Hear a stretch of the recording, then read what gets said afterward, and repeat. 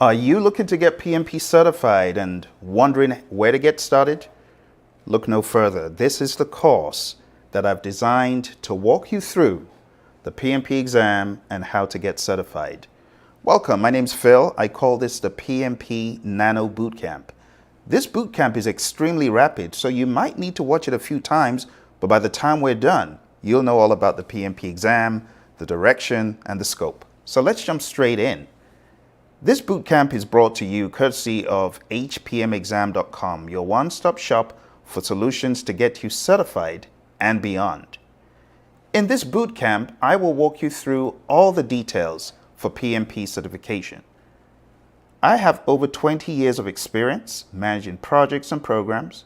I have over 6 certifications in project management.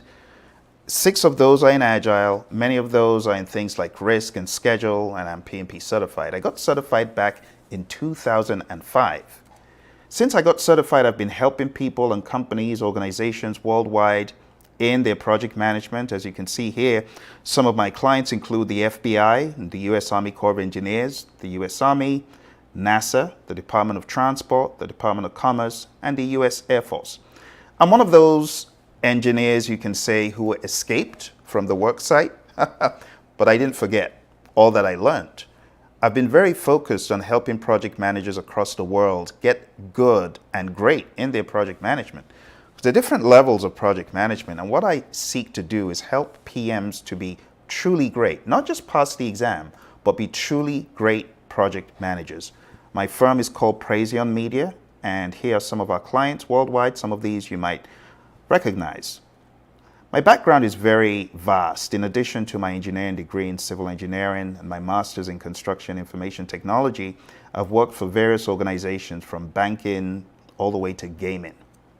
My buddy Roy is my co-trainer. You'll see him quite a lot on this course. We built out the Agile portions of this course together. Now, you might ask, what do I need to get PMP certified? This is what you need. If you have a secondary school or high school diploma, you need 60 months of unique, non-overlapping project management experience. And on top of that, you need 35 hours of education in project management. If you have a 4-year degree, then you just need 3 years of experience in project management. And if you went to a globally accredited college, they call it a GAC accredited program for your bachelor's or master's, then you need 24 months of unique, non-overlapping professional project management experience and 35 hours of education in project management. And that's about it. The exam is broken down into 3 portions of people, process, and business. The people domain is 42% of the exam, the process domain is 50%, and the business domain is just 8% of the exam. You can also slice the exam into 2 pieces. Half is agile and hybrid, and the other half can be looked at as predictive. Here's the general project management timeline. Way back in 2560 BC, the pyramids of Giza is a great example of project management. And project management began to evolve through the Great Wall of China, Frederick Taylor and Henry L. Gantt, who is responsible for the Gantt chart. Earned value came on the scene in the late 50s, IPMA, an organization of project management, in the mid-60s, followed by PMI in the 1960s, late 60s, 69. And then, as time evolved, we had the first PMP exam and Prince 2. Lean manufacturing became more prevalent. The first Scrum project in 1993, Scrum was formalized, and the Agile Manifesto was published in 2001, all the way to 2021, right? Where we began talking more about hybridization and different specialisms beyond just the regular. So project management has evolved. Somewhere along the line, the PMI put this model on the map. I have encapsulated it in something called the Process Group Pentagon, where we take a look at what exactly we need to do to make a project run. We initiate it or authorize it, we plan it, we execute it, we do the work, we monitor and control the project, and we close the project. In addition to that, we also look at knowledge areas of integrating all the moving parts, scoping out the project, scheduling it, costing it, thinking about quality and resources, thinking about communications and risk. I put risk in the middle as a bullseye because risk touches everything. procurements and stakeholders. These are all areas we think about in project management. Did you know that 90% of global senior executives rank project management as either critical or somewhat important to the ability to deliver successful projects and remain competitive? This is from a survey from the PMI, 90%. Now, what does that tell you? When 90% of global executives have woken up to smell the coffee, it tells us project management is here to stay. It also tells us that project management is critical. So you as a professional are doing the right thing in thinking about upping your game in project management, because project management is here to stay. It's not going anywhere. And that's why through the years, since 1969, the PMI have been hyper-focused in project management practices and ideas and principles. And this exam, the PMP exam, is based on PMI's understanding of project management being mega important, so hyper important. So for this exam, there's a number of things you need to know in addition to the process groups and the knowledge areas that I just showed you. There's some other important aspects of the exam, so let's dive into those. The PMI, like I said, was founded in 1969. It's a non-profit, and they've standardized project management standards and techniques. And in addition to the PMP, they have a lot of other certifications. But take a look at the growth of the PMP exam. This is way back in the early 80s. Let's zoom in a little bit here. You can see we had 40 PMPs. That number has grown in leaps and bounds. The last time I put this together, back in 2015, was showing 655,000. Now, if I was going to improvise and draw what it is today, it would go through the roof, because today we have 1.5 million approximately. That number doubled in the past 9 years. Isn't that crazy? Think about it. From 1984 to 2015, the number doubled in less than half that time. So this tells you that the world of project management is evolving, and it makes sense to get on the bandwagon and just get certified as a PMP by putting in the work, putting in the effort. I've already gone through the knowledge areas with you. This is common knowledge for the exam, so you have to get the language down of integration, overall coordination, scoping, identifying what needs to be done, developing a schedule in schedule management, estimating the costs and manage them in cost management, quality management, identifying the quality standards and meeting them, resource management, human, equipment, materials, supplies, thinking of those things and managing them, communications, planning how to communicate and managing that, risk management, planning and managing uncertainty, procurement management, managing contracts and procurements, and stakeholder management, managing stakeholder engagement. All of these things are critical for the exam. Now, there are different flavors of project management. There's a predictive approach, which is I plan from A to B, I have all the details, it's quite straightforward.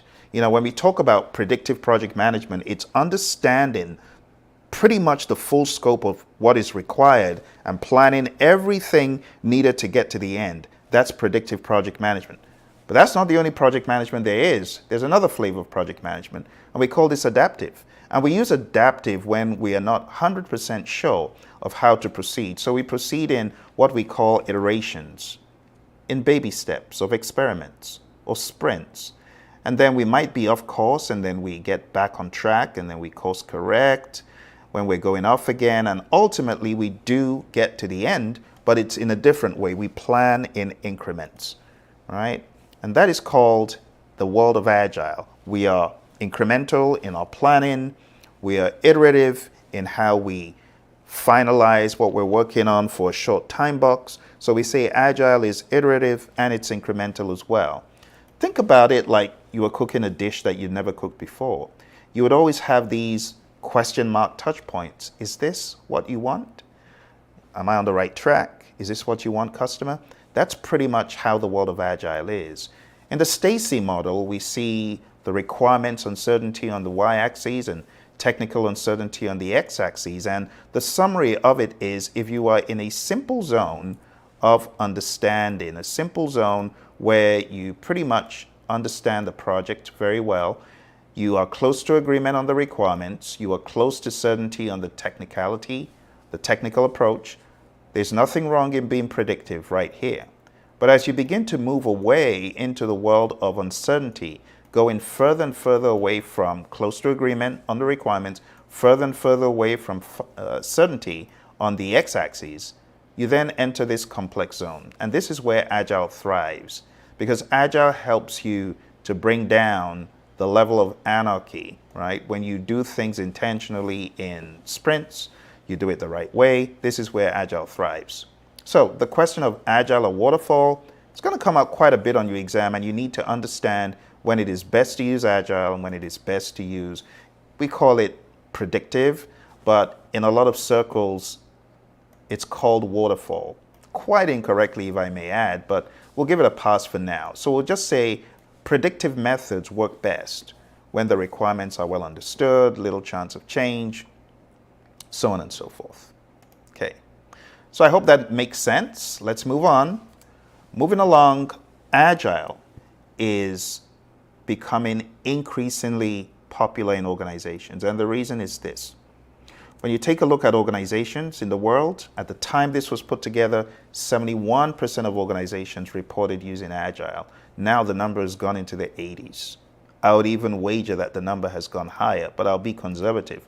But think about it. Majority of firms use Agile. Now, why do some firms not employ Agile approaches? Here's why. There are concerns and fears, right? People fear losing their job. They fear they won't have anything to do. If they're Agile, people think there will be change chaos and there'll be no planning and no one will do anything. And that is not true, okay? Agile actually gets us involved in planning like never before in a different way. We plan at the strategy level in this world of Agile. The executives are encouraged to plan at that level. They're encouraged to plan at the portfolio and product level. We have product roadmaps. We have release plans, right? We have iteration plans. We call them sprint planning sessions, right? And then we have down to the day. We plan down to the day. So how on earth can anyone argue that it doesn't make sense to be Agile? Agile is pretty much a philosophy. It is, first of all, adjusting your mindset to pivot to the world around you pretty much on demand as needed. An Agile mindset is one that is quick to respond. But it's not just the mindset, it's the actions. And we're very passionate about this. That's why my co-trainer Roy and I, we wrote this book. It's called Agile Principle Raw and Uncut. This is one of the books we're going to be offering at hpmexam.com for the boot camp that's coming up in a few days. You don't want to miss it because you're going to get this book that covers Agile in a very pragmatic and expert way. All right, so check out hpmexam.com. If you come aboard that course, you're going to get that book about Agile. And we're going to walk you through all these things that I'm going over here. They are well covered in the book. Another big piece of Agile is the mindset of servant leadership.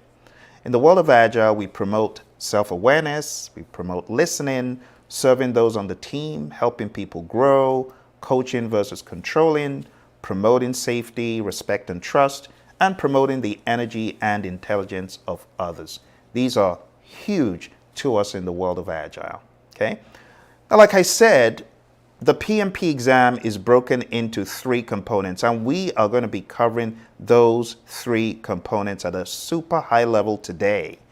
We're also going to be going deeper in our half-day boot camp at hpmexam.com, and we're going to be breaking them down into smaller pieces that you can digest. But let's start off right here. Let's go into the people domain, and let me begin to unravel what the exam is about. Because if you remember, the very beginning, I told you we have people, process, and business. These 3 domains. So let's go through the domains very briefly. Domain number 1, people. First of all, the PMI wants you to understand you as a project manager, you will be involved in conflict resolution, conflict facilitation. You will need to understand the Thomas Kilmann conflict mode instrument that I'm showing on the screen. You have the option of force or direct, or collaborate or problem solve, or compromise or reconcile, avoid or withdraw, smooth or accommodate. Which one will you choose? This is one of the topics on the exam. Second topic is leading a team. You will need to understand servant leadership, as I mentioned earlier, being aware of the 10 tenets of servant leadership as set forth by Robert Greenleaf. But not just that, you also need to understand the Hersey-Blanchard situational leadership model. You don't lead like a one-trick pony. You shouldn't. You should be flexible, able to adapt to the individual and the circumstance. On the exam, you will also be tested on Tuckman's 5 stages of team development.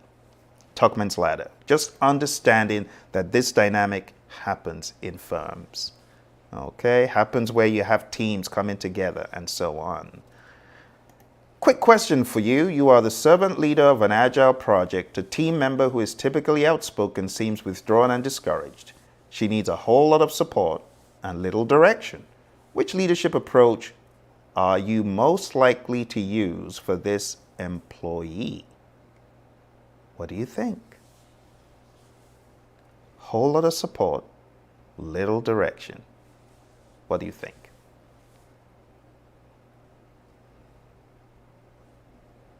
Okay, so let's go back and I'll explain. A whole lot of support is up here, right? Because this is supportive behavior on the y-axis. So a whole lot of support is over here, right? Little direction is over here. This is the confluence, right? So the best answer for that question is you want to be more supporting, right? She doesn't need direction, so don't go delegating on her. She doesn't need I beg your pardon, she doesn't need direction, so don't go coaching on her. Delegating is less support, and democratic is not even one of the approaches that we mentioned. So democratic is where you're bringing people together for consensus. So that's kind of a different type of leadership outside of the main topic here. All right, so the best answer to this would have been supporting. And these are just a few of the ideas that we bring to our class to discuss with you. What is the best leadership style for managing a project? I think this one, you're going to get this one right, because now you know the trick. You shouldn't be a one-trick pony, right? So the best answer to this, my friends, is the most fitting for the project and the team. Okay? It's really all about the Hersey-Blanchard model. All right? Still in the people domain, we talk about supporting team performance. That's another task that you're meant to be able to do. You're also meant to empower team members and stakeholders. And empowerment is responsibility, giving away accountability, accountable tasks to the team, or just letting the team step up and be accountable themselves. You know, in the world of Agile, we don't push on people. Instead, we look for a more volunteer approach, more autonomous approach, and you will be tested about that. Do you know that in the world of Agile, we are more team-led than centralized, right? In the world of Agile, we don't rely on a one belly-button accountable team leader. Instead, it's distributed across the entire team. Something else you need to know for the people domain is ensure team members and stakeholders are adequately trained. You also need to understand how to build a team, and part of the tenets I just mentioned will come into play here. You also need to understand what it means to address and remove impediments, obstacles, and blockers, what it means to negotiate project agreements, because there's all sorts of agreements, right? What it means to collaborate with stakeholders, understanding the power interest grid, also call the influence impact grid when we change the dimensions or we change the parameters on the X and the Y. So understanding this grid will come up as well, and understanding the SEAM, the Stakeholder Engagement Assessment Matrix. So things like that you will encounter throughout our training. Also, building a shared understanding. The PMI expects you to understand how to do that, how to engage and support virtual teams, the importance of ground rules, team charter, social contract, team contract, all the same thing.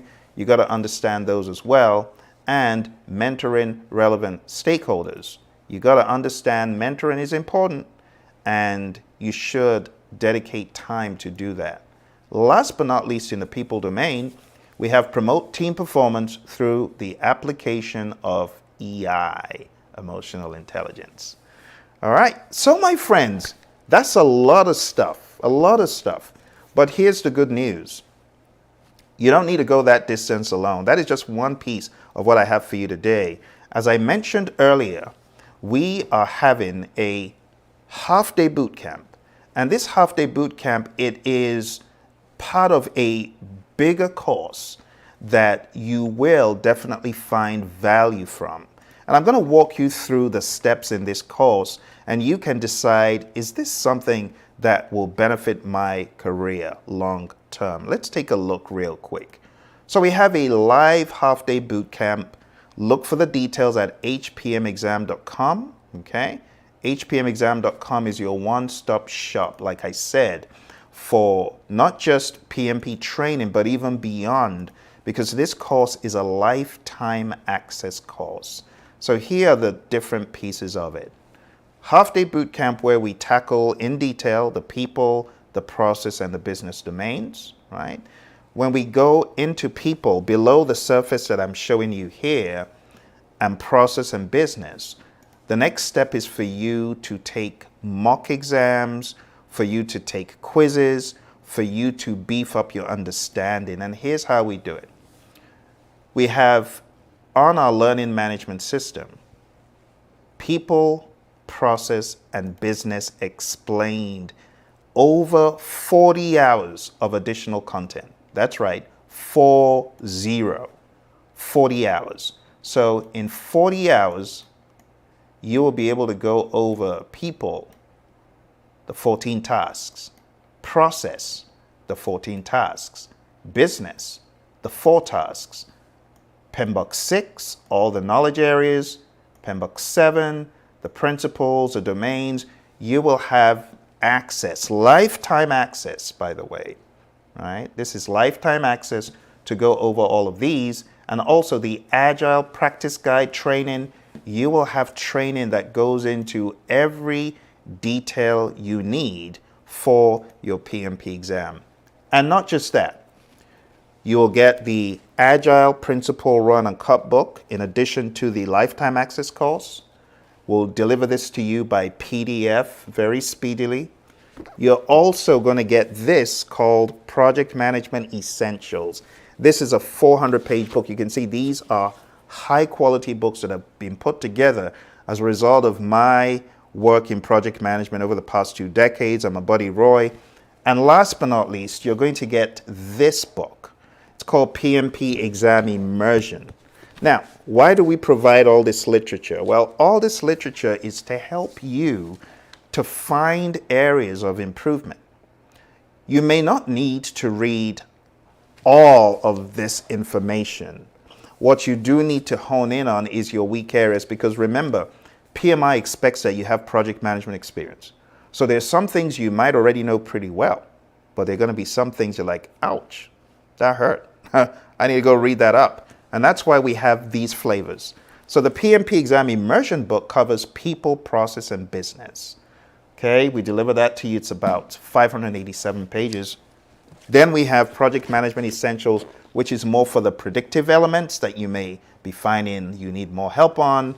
And this is for the agile areas. Now, to bring it all together and hybridize it, we have this. And to be quite honest, a lot of our students just read this and a lot of this. Some of them read this more if they feel they have agile knowledge, but not enough predictive information. So we deliver a smattering of materials to you. We also have a 25-hour download MP3 for you to listen to around the clock. And then we have 2 full mock exams and many smaller quizzes and tests to beef up your understanding. The other cool thing about this program is you're not alone because we have other people studying and they meet over the weekend in a boot camp. This is a brilliant offer that you don't want to let get away because right now it is at a steal. Let me show you one more piece of this offer that I have not made visible like this before. The final piece that actually costs more than the course is this. It's called Life After the PMP Exam. And what you're going to get from here is live coaching and training with me after you get certified. And you're also going to get a lifetime access course to help you achieve excellence. And that's about 10 PDUs in addition to the live training that I just talked about after the exam. This is a ridiculous steal, my friends, that you don't want to get away because the cost of life after the PMP exam is actually more than the cost of the course. So this is a great way for you to get in and secure lifetime learning. Lifetime learning, and when you come on the program, you have a place to go to as a professional. You have a project management family because it's not enough for you to be in a massive gathering where you feel lost. No. Here we have individuals who have been through the program for PMP and are now learning and teaching with me and coming along. This is definitely something you want to do. So to sign up for this program, you need to go on down to hpmexam.com. Don't miss a minute. Don't miss a beat. Go there right now and sign up. And the moment you sign up, we begin our journey together. We have one of the main hpmexam.com bootcamps coming up. You will be in that live bootcamp with me. You will learn people, process, business, and then we will begin our deeper journey to start digging into the material under the hood, going into people squarely, 14 tasks, videos, very engaging to watch in front of a live audience, by the way. This is not material that was recorded in isolation. You will actually hear students' voices. You will feel like you are part of a participative audience, okay? And like I said, it's a lifetime access course. So what do you have to lose? Absolutely nothing. You'll always be able to refer to the tenets and the ideas beyond your PMP. And like I said, after you get certified, you'll be welcome to join me in Life After the PMP exam, where I will be equipping you, right? And this is 2.5 hours over 4 months. If you go to hpmexam.com, I don't think you'll believe the price point. But that price point will not be there forever. It will be going away. So I need you to go on down to hpmexam.com right now. Look for the link in the description below, wherever you're watching, whether on Facebook, on Twitter, on LinkedIn, on Instagram, wherever you're watching. Capitalize on this deal right now because it's not very frequent you get these sort of lifetime offers to not only get PMP certified, but to go beyond your certification, okay? So, over the past number of minutes, we talked about the people domain.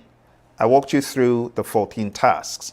Now we're gonna go over the process domain and we're gonna go over the 17 tasks. But hold on tight because this is going to go very quick. Are you ready? Let's jump in. The process domain, 17 tasks. You ready?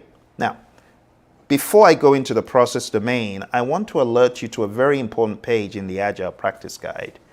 This is where we have the breakdown of predictive, iterative, incremental, and agile. And this is one of the things we hone in on our course. Also, understanding the continuum of life cycles, we'll hone in on that as well. And Scrum. Now, we don't have enough time to do that today, but we will go deep into Scrum in the training. And I will be unraveling and explaining the intricacies. There's a lot of tiny little intricacies when it comes to Scrum that it's very easy to blow past. I got certified as a Scrum Master in 2011, about 13 years ago. But I tell you, there's a lot of stuff I blew past. I will be highlighting those things so you don't get lost, okay? And also on the program, you'll also be able to listen to my buddy Roy, who will share some insights. He'll talk about various aspects of the course. Now, before we go any further, I'll let you get a little insight into my buddy Roy and his perspectives about this particular task. Execute the project with urgency required to deliver business value. I want you to get a little taste of what Roy has to say. So let's listen. Let's go. Yeah, so it's actually a really valuable thing to do, regardless of the process that you're following, to try to find ways of doing things incrementally, not just for gaining feedback, which is a huge value, but also you could potentially get incremental return. So if you can do things in smaller chunks, deliver them, get some kind of return, either knowledge or in funds or whatever it happens to be, delivering things incrementally can be a major benefit for your organization. Now, what we want to try to do is we want to try to build things in what we call an MVP. I want to be clear on, there are three little phrases that we're going to go through: MVP, MMP, and MMF. Acronym soup here, right? But we'll get there. All right, so the intent with this is to discover the minimum amount of functionality we could deliver in order to get some kind of return out of it. And again, return could be happy customers or knowledge or whatever it happens to be. Let's talk about those three different phrases. So first, there's the MVP. That is the minimum viable product. Now, people often get the MVP confused. It's misused all over the place. Quite honestly, I misuse it intentionally because it's such a familiar term. I'll use it regardless of what I'm trying to say because it's just an easy term for people to remember. But MVP is supposed to mean to discover the minimum viable product. It is a discovery, it's a learning exercise of discovering, is this product or this thing that you're delivering, is it a viable thing that people are going to want to make use of? It does not mean you have to build anything. You could just do it as an experiment, doing some surveys, doing whatever it happens to be. That can be your minimum viable product. Just talking with people could be an MVP, just to make sure that you're going the right direction and it's something worthwhile doing, right? It's an experiment. It's a learning exercise. It could include functionality or it may not include functionality. Now, the next one is the MMP. MMP is minimum marketable product. Now, this is different. This is actual functionality. It's the smallest amount of functionality or features or scope, if you will, that you can deliver to get some kind of return. Do you always have to deliver everything in the specification or in the original request to actually get some kind of return out of it? Maybe you can incrementally do it, the minimum chunk of that functionality, in order to get some kind of return. Now, the next one is the MMF. MMF is minimum marketable feature. So MMP is the entire product, something that you are usually used. MMP is usually used when you're doing something greenfield, something brand new, something that is not already existing. You're trying to discover the smallest amount of stuff that you have to do to deliver that initial product delivery. MMF are the additions to that. What's the minimum set of functionality that you need to do to have a usable chunk of functionality or features or scope or whatever that's actually going to get some kind of return? So you will need to know those terms. MVP in particular is the most widely used, also the most widely misused term, but you get the idea. There are ways of encouraging the minimum. Every one of these has something in common: minimum, right? The minimum viable, minimum marketable. There's another term actually as well, the minimum business increment. It's the same basic concept, right? It's the smallest amount of stuff that you can do to get some kind of return, right? You get the idea. So we're always focusing on the smallest amount. The PSI, it may be a piece or the whole of the MVP or MMP or whatever, right? It's doing things in small increments and sometimes assembling them to get something larger and more useful. Back to you, Phil. Awesome stuff from our buddy Roy there. Thank you, Roy, as always. So that is a very good opener for the first task. Execute project with the urgency required to deliver business value.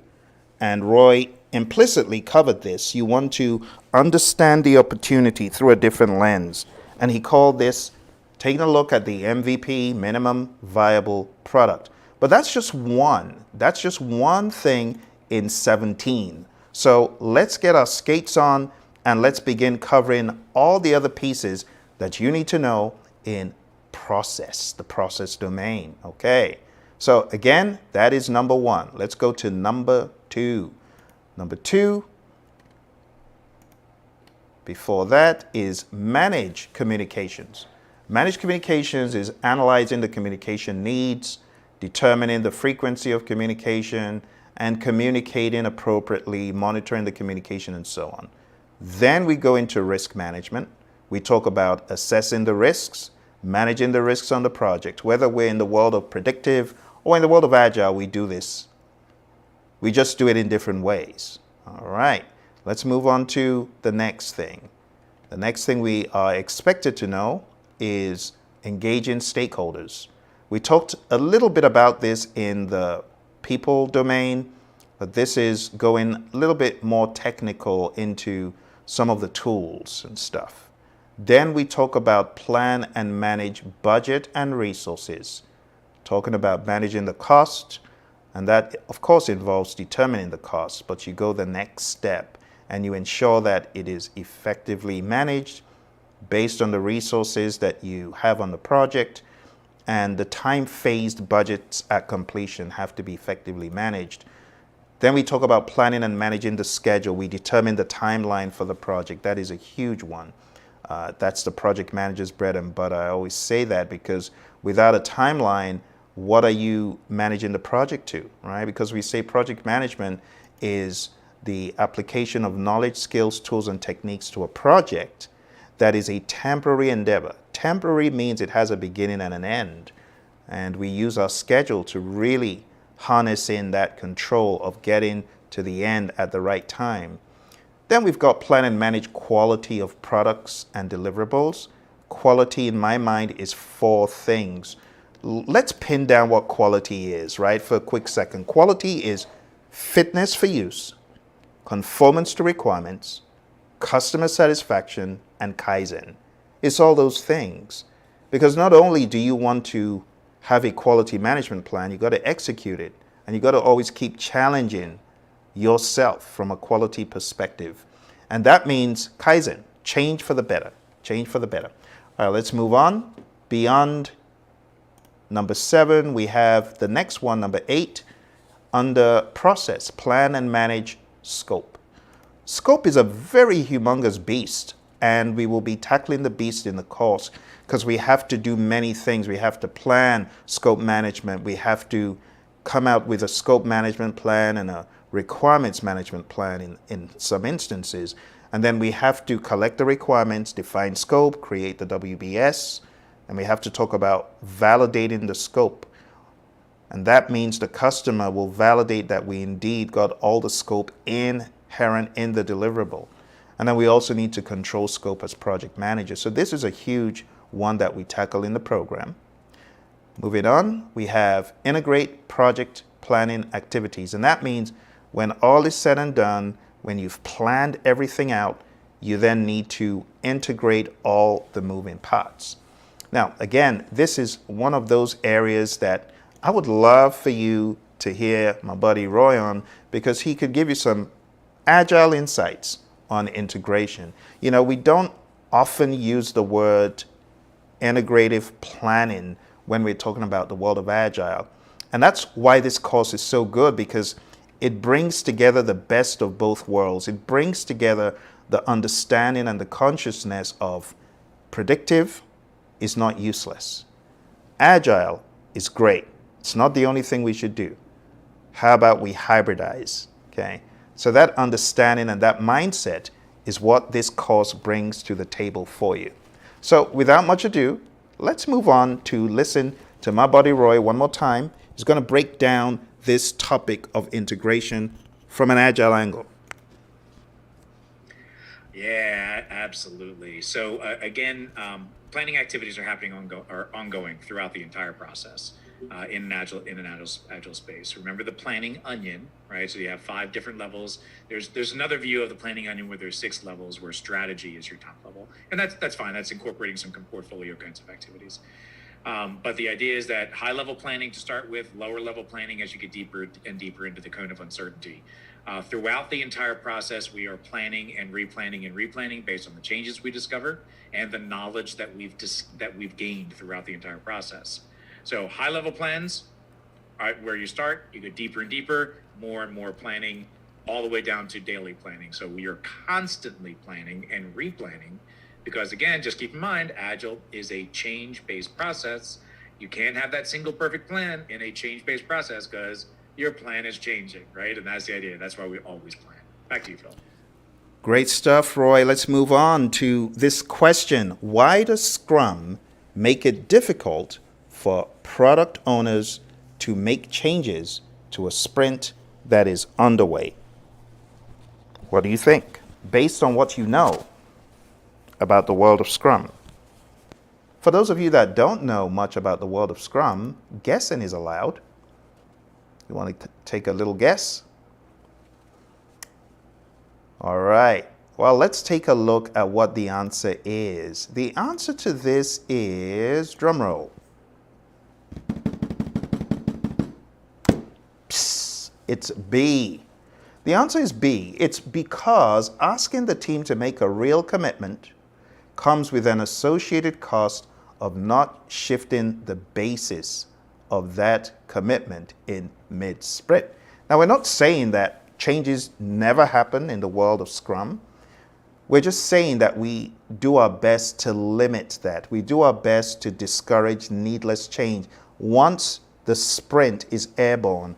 I often use the analogy, once the cabin doors close and you're 40,000 feet in the air, we ain't letting no person on that plane. That's how it is in the world of Scrum.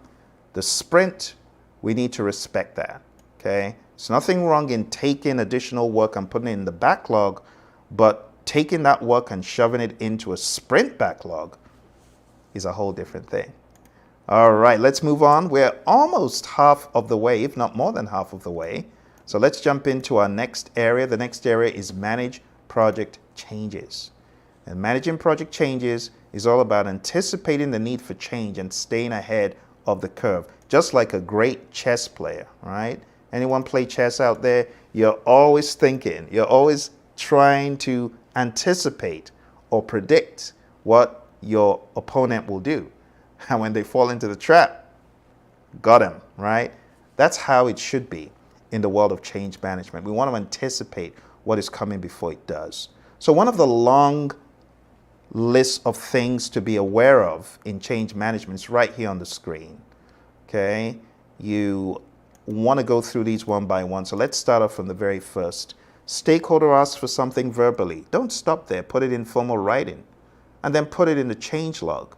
And then you can analyze the change with the team, analyze the change request, and then you send it to the change control board, a body of people responsible for changes on the project. Now, in all honesty, not every project has a change control board. Some projects, they don't. Some projects, it's your boss. Some projects, it's you and your boss that are the change control board.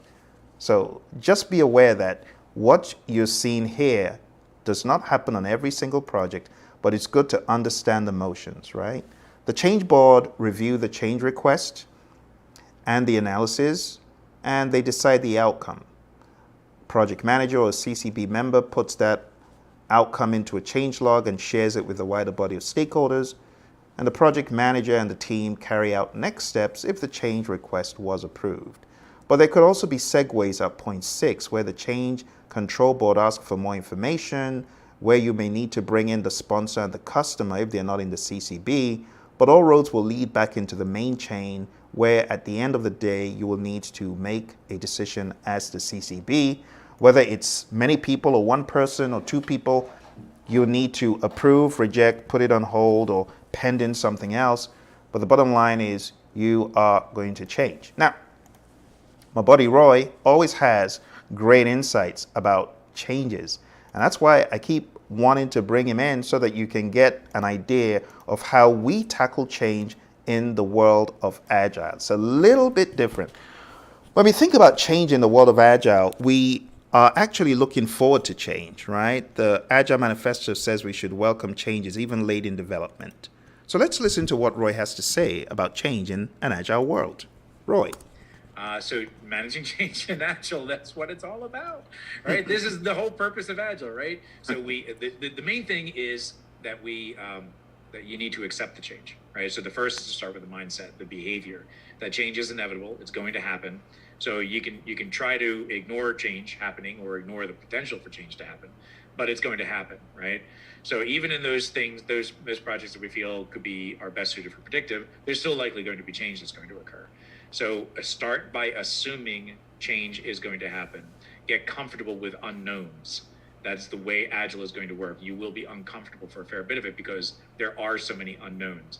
Get comfortable with that concept. Now, the reason that we allow change to happen is because it is in our customers' best interest. It is in our best interest to allow that change to happen so that we can build better products for our customers. If our primary focus is customer satisfaction, building according to a plan which may be flawed is not going to build customer satisfaction. Changing in order to build for customer satisfaction means changing your plan, right? So we're going to allow that stuff to happen naturally. Again, when we allow these changes, it's not change chaos. We want to be very disciplined about it. Any change that comes in, we evaluate it against priorities of other work and the size of the other work. So we go, instead of going to a change control approach of trying to not let change happen, we instead allow the change to happen and then negotiate that change with other things that are already prioritized.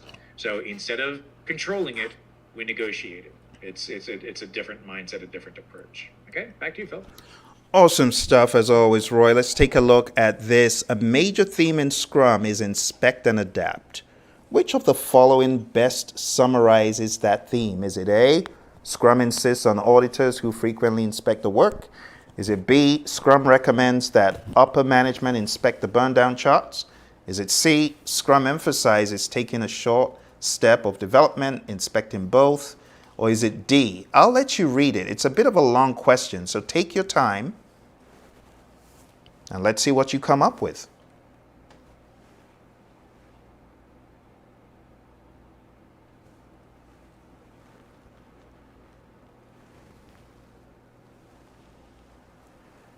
All right. Well, hit the pause button if you need more time.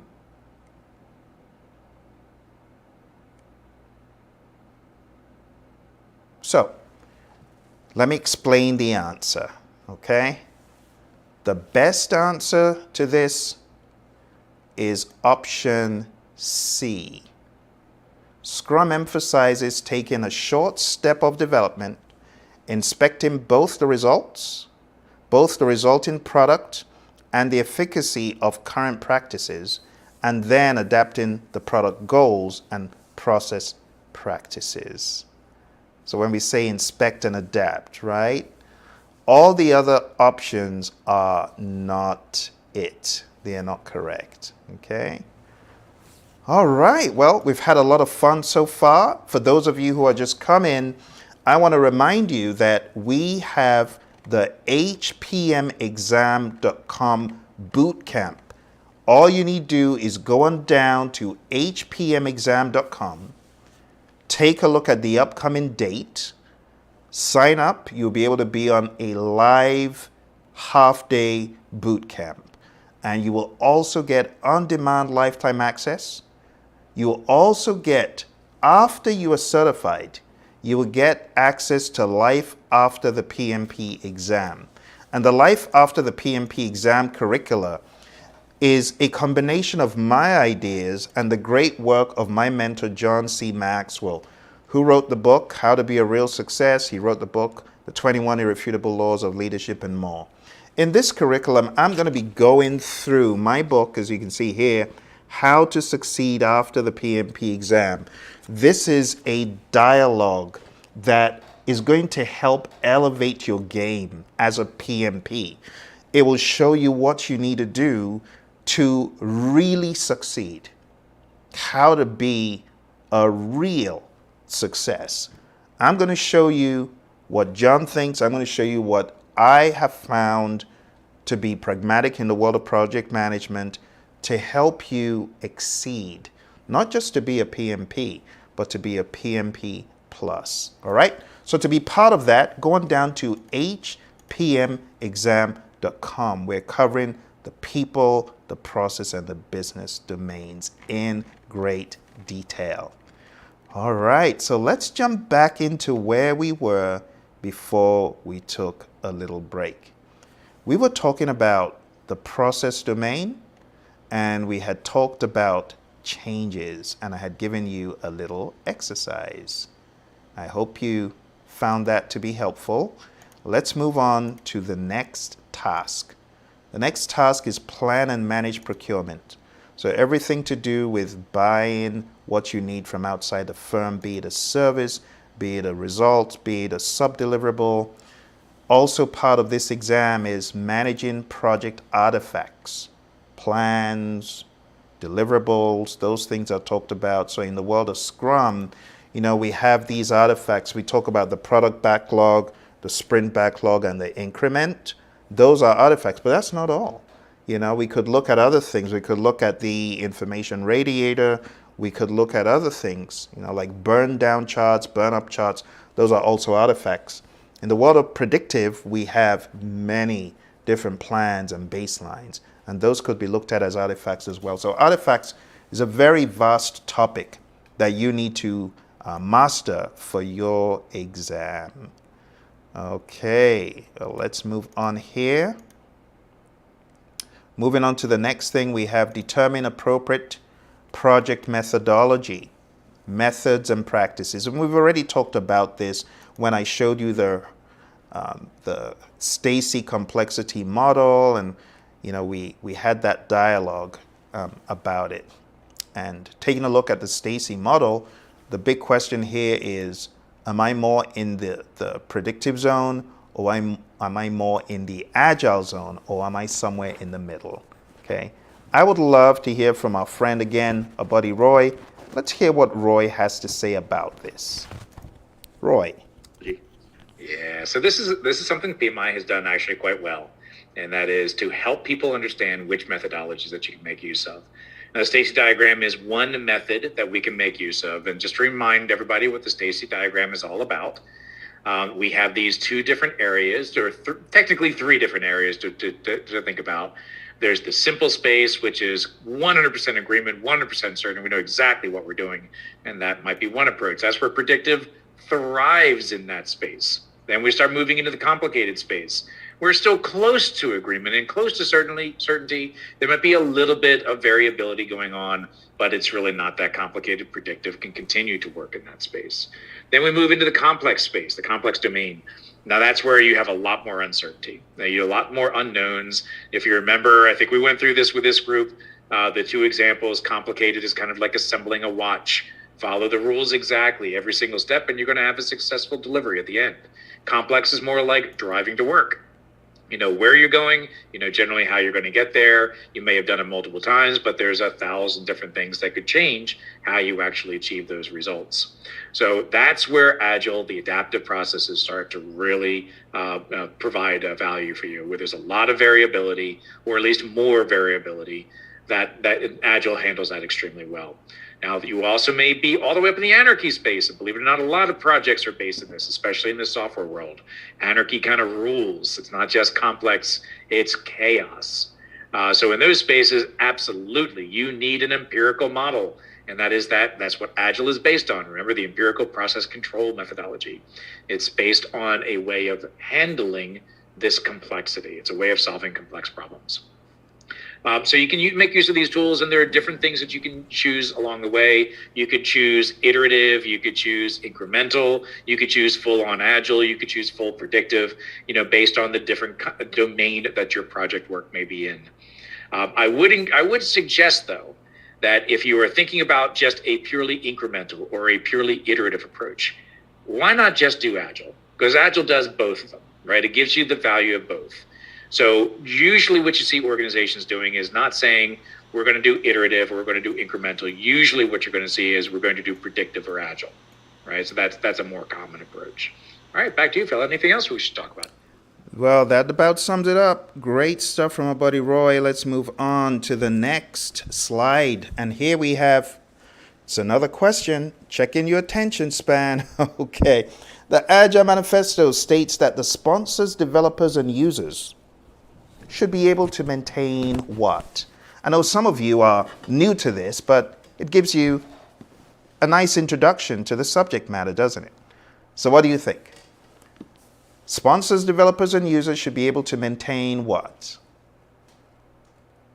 All right, the best answer, taking it directly from the Agile Manifesto, is a constant pace, indefinitely. Constant pace does not necessarily mean fast, right? It could be fast, but it doesn't mean it has to be fast. It's like the tortoise and the hare. Remember that story? Great. All right, here's another fun one. Simplicity, the art of what? Those of you Agile Manifesto readers, what do you think the answer is?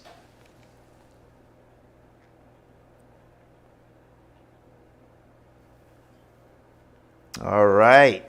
This simply states simplicity, the art of maximizing the amount of work not done, is essential.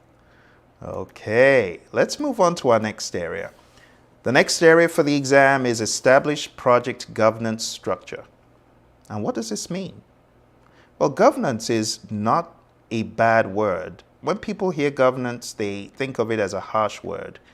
And honestly, in a lot of instances, people generally may not like to be governed because it conjures up images of being told what to do. But that's not what we're talking about here. What we're saying is having structure for authority and people understanding what authority they can exercise on a project. The PMI say governance is a framework within which authority is exercised.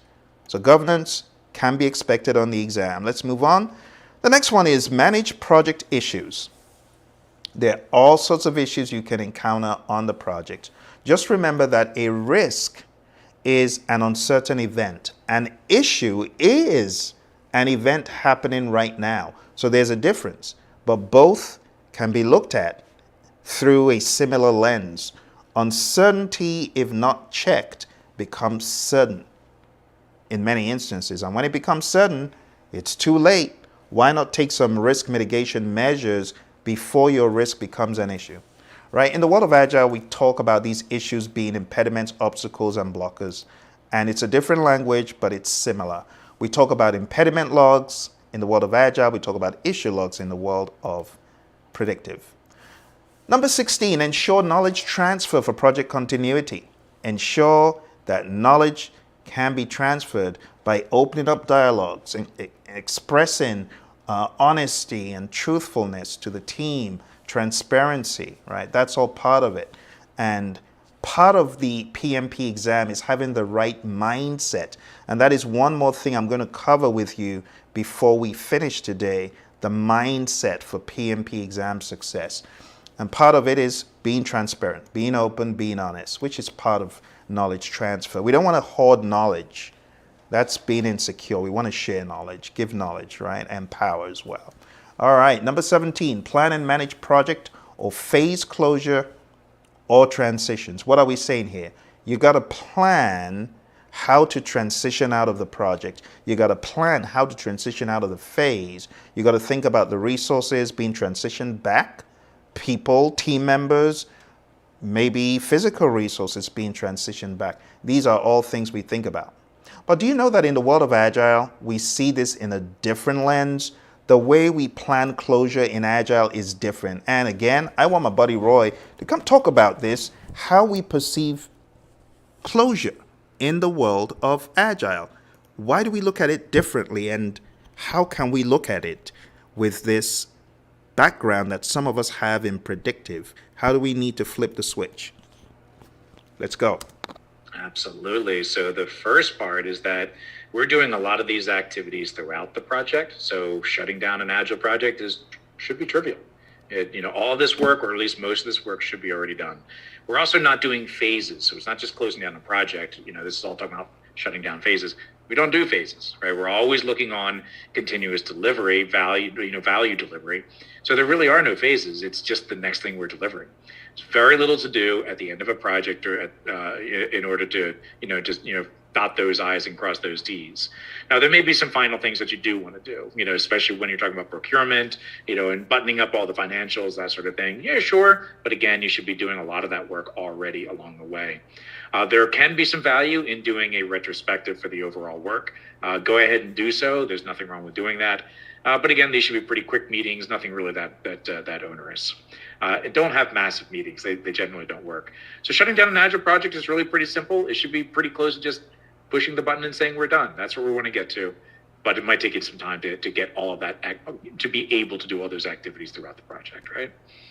Yeah, Roy, so let's look at an example. Product owner suddenly gets word that a bunch of things in the product backlog aren't needed and needs to, discontinue work. What would that look like if the product owner realized, wow, we got all the value we need? What happens? It's an awesome thing, right? So keep in mind that we want to have that mindset that every time we're delivering something, it could be potentially the final delivery, right? So we are always prepared for shutting down. It's sort of like, watching a television series, it's always prepared to be canceled, right? Yes. You're just, think about how you're going to write that, have some conclusion at every delivery so that it feels like this thing is completed and ready to go at all times. So that means you're always prepared for shutting down. Always prepared for shutting down. Thank you for our buddy Roy there. Awesome coverage. Let's talk about this. In the closed project or phase process, which of the following inputs is used? Ooh. That's a tricky one. What do you think?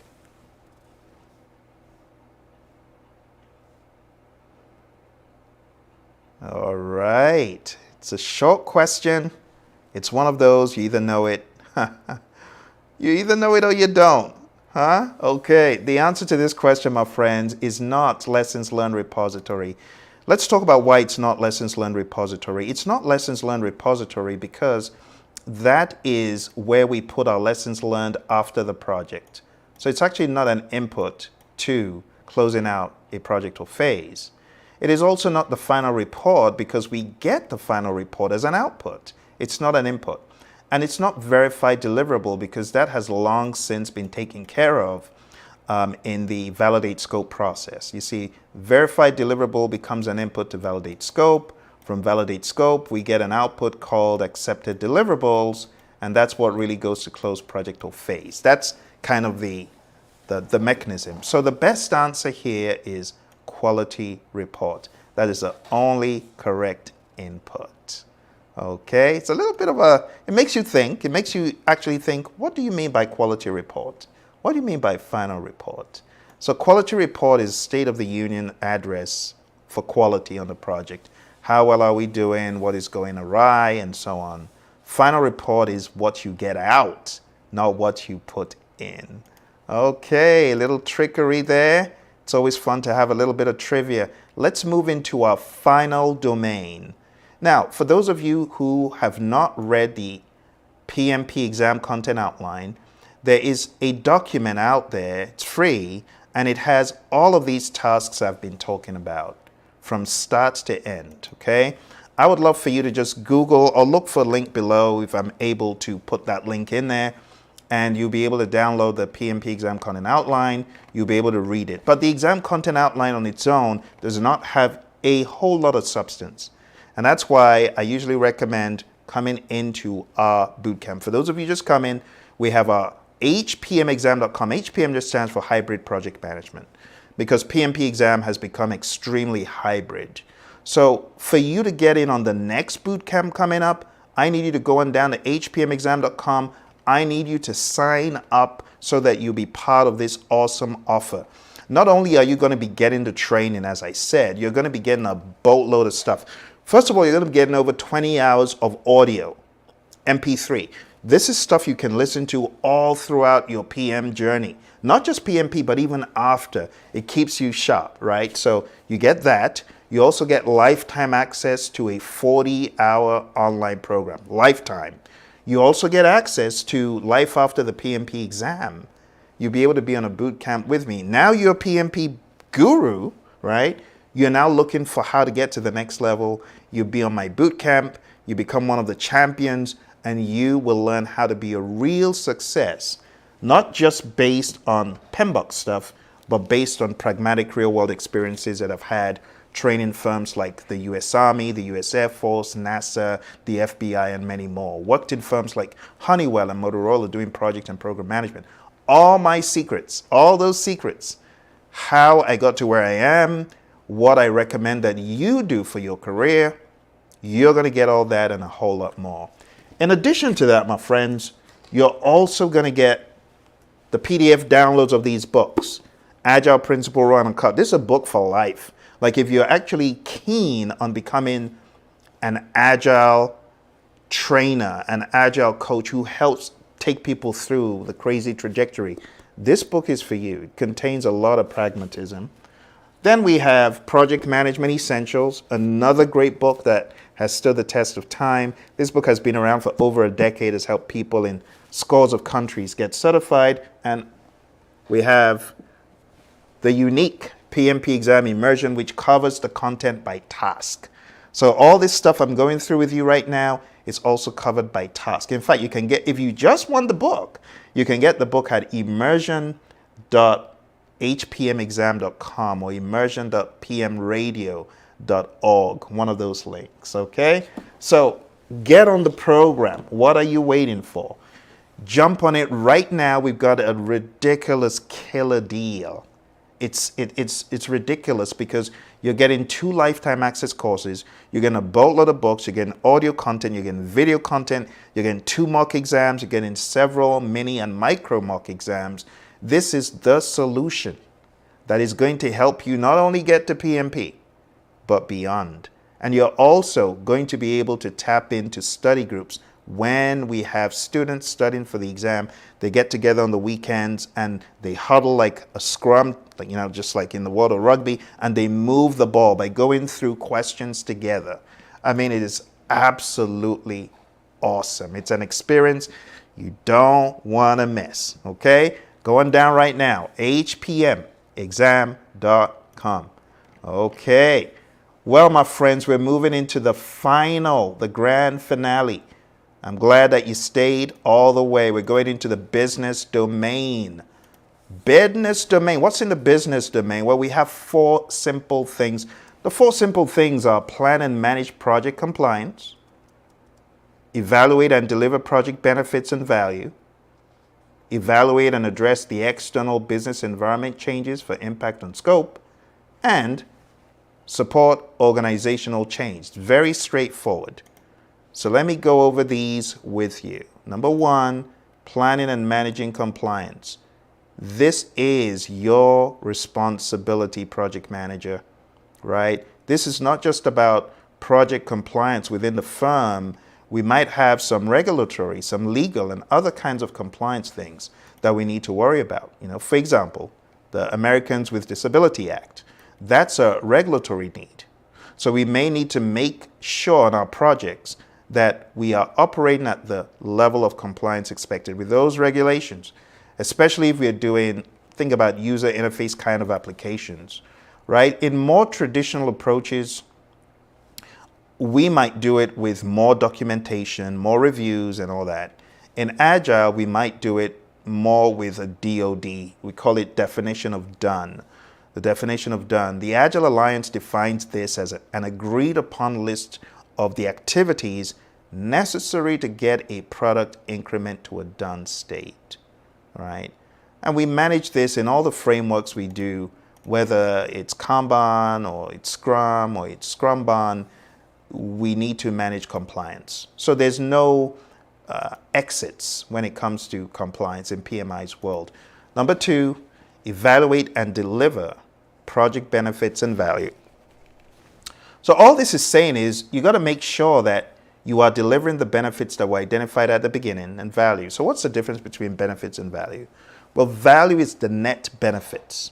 We talk about all the benefits realized, tangible, intangible. That's what value is when you take all of those benefits and you put them together.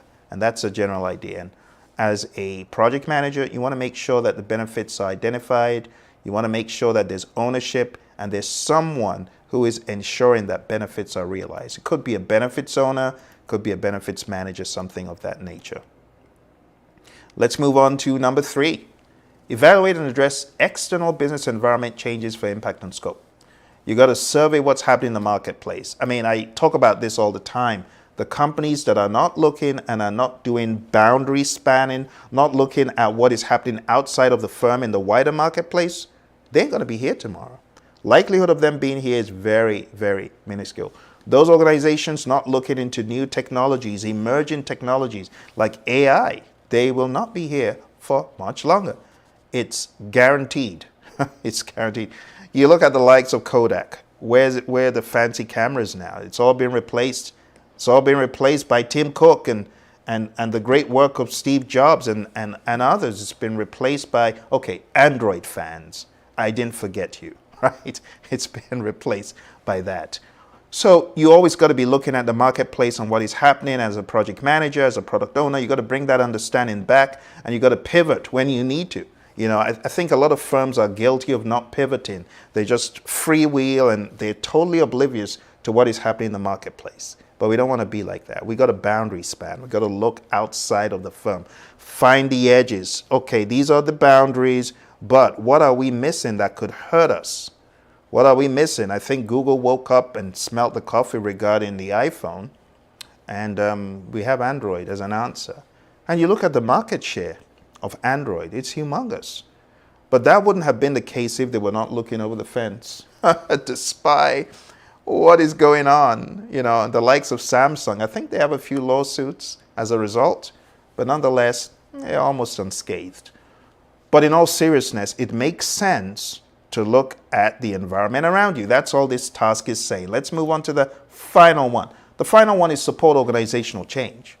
So assess organizational culture, evaluate the impact of organizational change to the project and determine required actions. And lastly, evaluate the impact of the project to the organization and determine required actions. And that's it, my friends. We have gone through people, process, and business. And so far, we've probably spent about 1 minute and 12. Now, can you imagine multiplying that by 3, being in a classroom with me for half a day? Can you imagine that? A half-day boot camp with your buddy Phil, where I'm taking you through all that is needed for PMP success, showing you the peaks, the valleys, the highs, the lows, the secrets.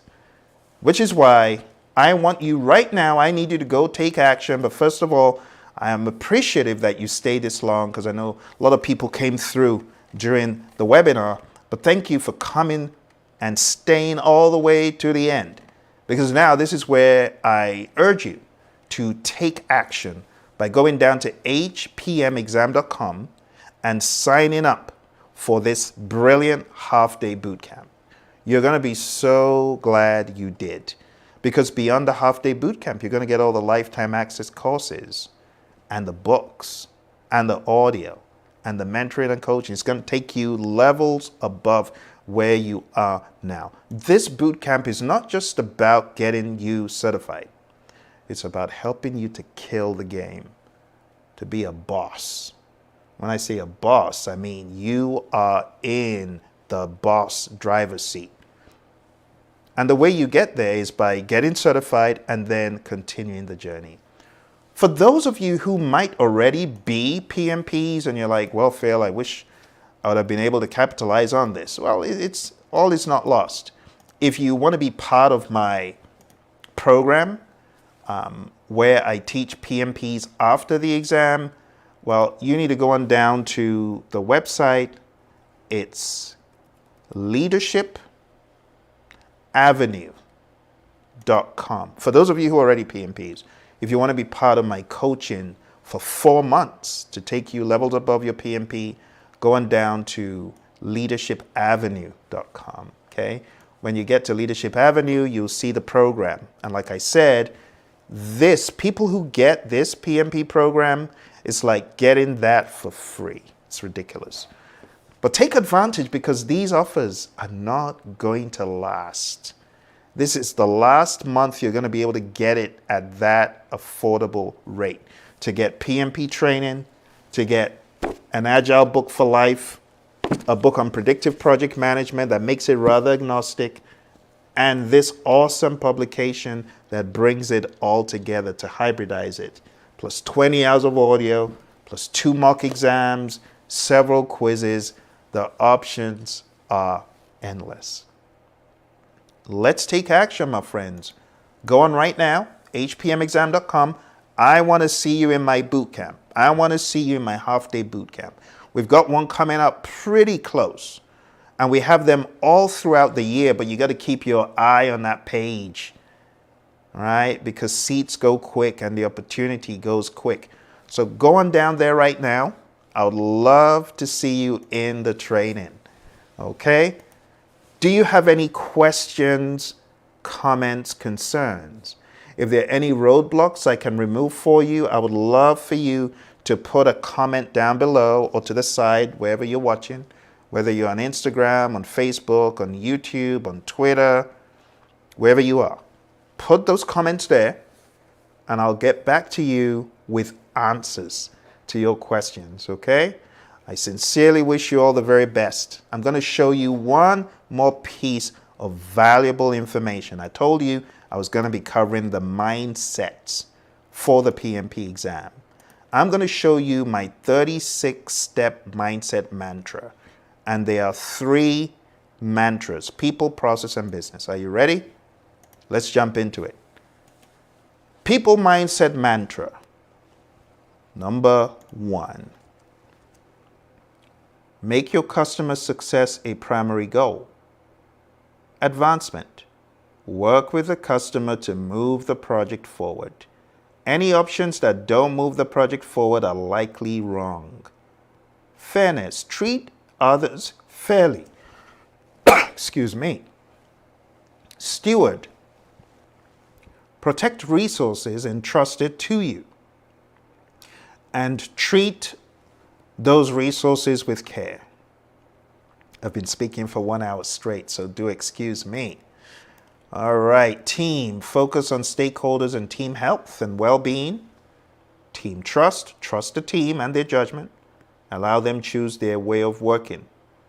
Number 7, servant leader. Defend the team and be a diversion shield and facilitate conflict resolution. Number 8, mentor, coach, serve, and guide the team instead of using punishment and coercion.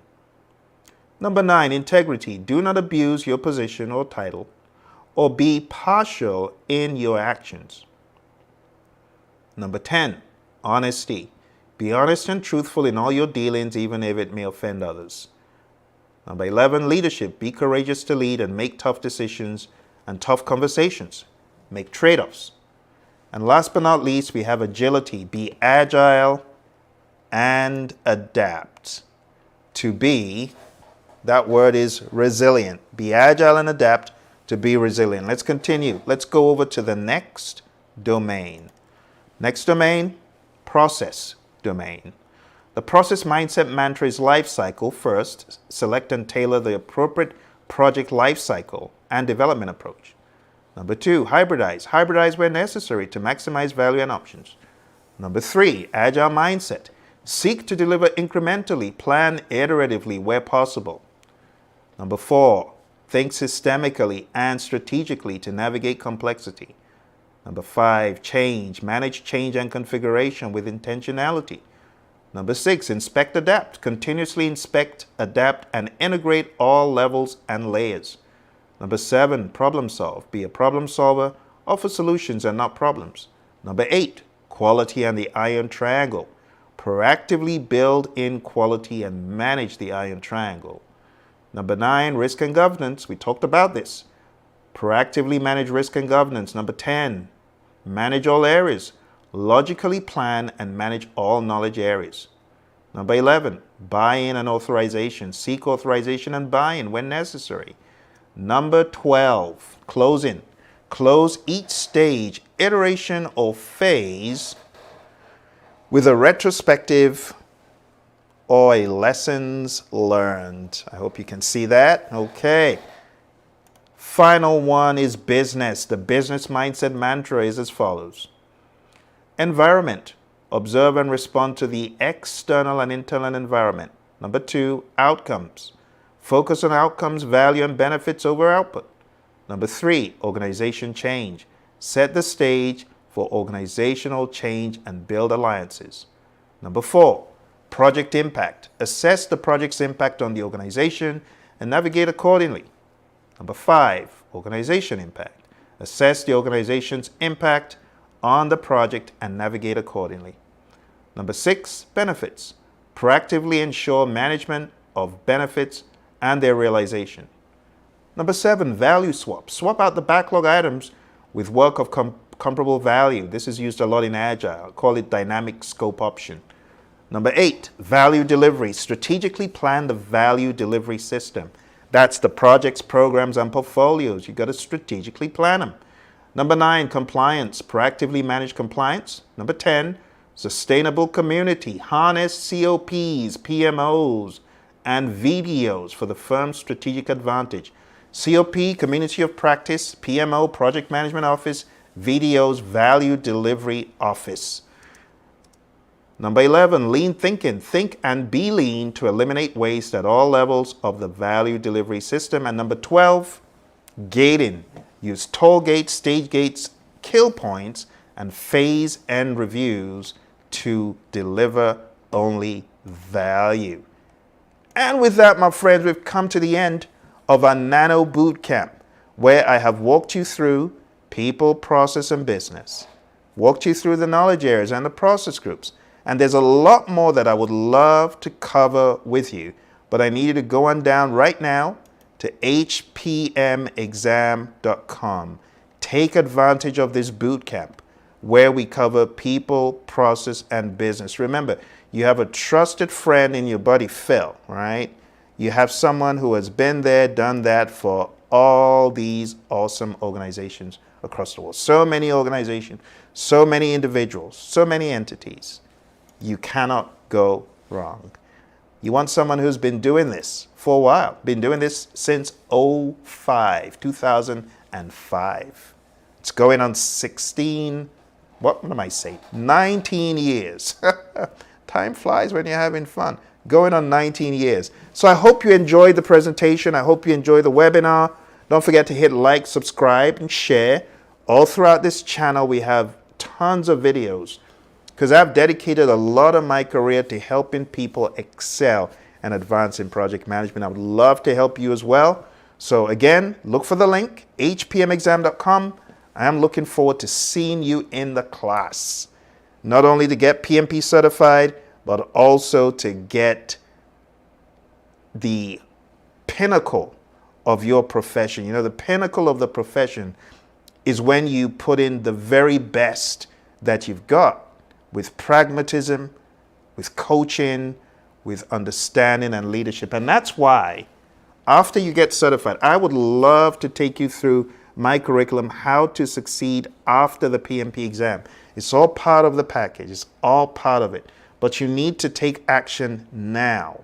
hpmexam.com. Don't let that pricing get away. The pricing is cray-cray. It's unbelievable. The pricing structure that I have for you, it's like, free. Just put free on it, because I'm giving you 2 very high-class, world-class courses for the price of a quarter. That's really what it boils down to, because you're going to have lifetime access to 2 solid programs. And then you're going to get all of this great literature. Oh, I can barely even lift it. All of this great literature. PMP Exam Immersion, the Essentials book. I mean, one of these books costs almost half of the program, but you're going to get all of them. You're getting all of them. The Agile Run and Cut with my buddy Roy, and then Life After the Exam. And then you're going to get 40 hours of education online for your PMP, and another 10 hours, both online, and another 10 on Zoom. So that's like 20 PDUs. It's just, who does that? Who gives you all of that for this very affordable amount, okay? If you need to use, whether you're using a card, you have the access, the option to do that. If you want to use PayPal, you have the option to do that. I've made it very simple and very straightforward for you, okay? Again, for those of you who are just coming, we're talking about the hpmexam.com course. It's called a hybrid project management exam for a reason. Because the PMI, they're going to ask you people, process, business, agile, hybrid, predictive. That's why we call it hpmexam.com. Okay? All right. Any questions? Yes, lifetime does mean lifetime. For those of you asking, does lifetime mean I can have it for life? Yes. It's a lifetime access program. Once you're locked in, it's yours for life. And of course, all the books and all the materials and 20 hours of audio, yeah, that's yours for life. Okay, any other questions? So the passing score of the PMP exam is undisclosed. The PMI, they have a process that is similar to the Angoff cutoff technique, but the passing score is not disclosed. They'll grade you on people, process, business. Are you above target? Are you on target? Are you below target? Are you needs improvement? You want to be above target on all those areas. In my mind, as you know, just resign, you're going to be above target. Don't plan to be on target. You know, Les Brown says, shoot for the moon, and at least if you miss, you'll land among the stars. So don't shoot for target, because if things could go wrong. So I want you to shoot for above target. That needs to be the mindset. Don't plan target. No, target, above target. Okay? Thank you all very much. I look forward to looking for some comments, for some questions, for some dialogue from you. All right? Don't forget to hit like, subscribe, share with your friends, and I'll see you in more videos on this channel. All right? Thank you for staying this long. All the very best, and bye for now.